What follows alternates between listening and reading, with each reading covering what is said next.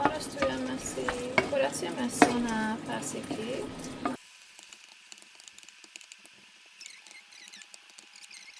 Dobre, teraz to necháme 10 minút povariť. Dobre, po 10 minútach je kura hotová. Veľakrát sa z kurčiaťa vyparí veľa vody, tak keď vám to tam bude v tom plávať, tak si to prosím vás vylejte preč. Budeme pridávať žltá červená paprika a červená cibula. Všetko nakrájané na pásiky. Toto teraz orestujeme s tým kuracím mäsom. Teraz tam pridáme dôležitú ingredienciu, po ktorej toto bude chutiť úplne, že super. Takže nedávam žiadnu sol, všetko už je v tomto. Volá sa to fajita a je to korenie, teda mix korenia. Myslím, že je to mexické. A je to úplne, že super.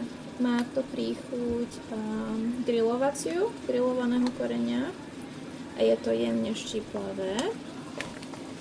Ak vás zaujíma, že čo v tomto je, viem, že tam je cesnak, je tam zázvor, je tam kajenské chili a cibula je v tom, niekoľko surovín je v tom. Proste ak nemáte možnosť, čo si myslím, že na Slovensku možnosť nebude kúpiť, tak by som odporúčala si to dochutiť s koreninami, ktoré by ste používali na grilovačku, čím by ste si ochutili mäso alebo kura na grilovanie. Keď grillujete, tak má mäso takú chuť po tom dyme, alebo teda potom, to sa vie, že smoke. Je to také odymené. No proste to korenie obsahuje niečo a je to potom chutiť. Veľmi dobré to je. Mierne štiplavé. Teraz to celé treba orestovať, zamiešať. Ja som dala 2 balenia toho korenia a to mám na kilo mäsa. Papriky dáte si podľa svojej chuti, podľa farby. Ja mám rada tú žltú a červenú, je to pekné farebné. V recepte sa uvádza vždycky zelená paprika. Mne zelená nechutí, takže ja ju tam nedávam. Necháme podusiť cca 5 minút. A po tých 5 minútach miešame.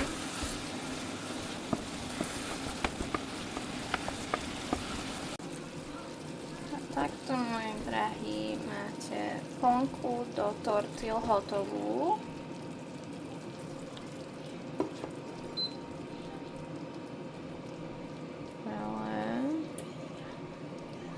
Je to veľmi dobré, ale rýchla večera. Na prípravu tohto jedla potrebujete tieto veľké biele tortily.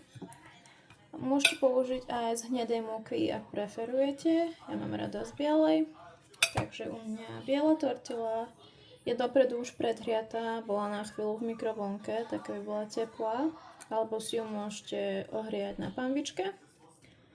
Za mňa mikrovlnka rýchlejšia voľba. A teraz vám ukážem, ako to robím ja. Originál sa tam šaláty a zeleniny už nedávajú, ale teda mne to chutí takto. Takže ja robím ľadový šalát. Ten dám takto na spodok. A na ten ľadový šalát teraz dáme túto zmes kuracieho mäsa.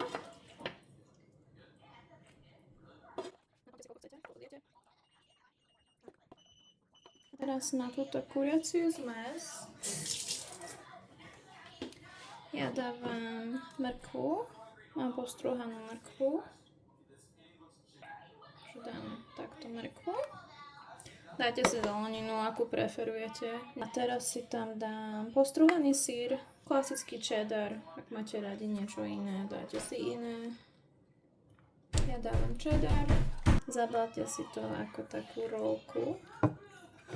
Môže vám to vyskakovať z toho von, ale stlačte to donútra. Takto si to zmotajte.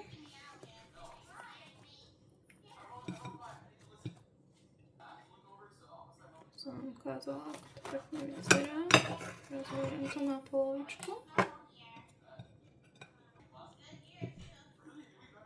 Vidíte? A teraz môžete papkať. Dobrú chuť.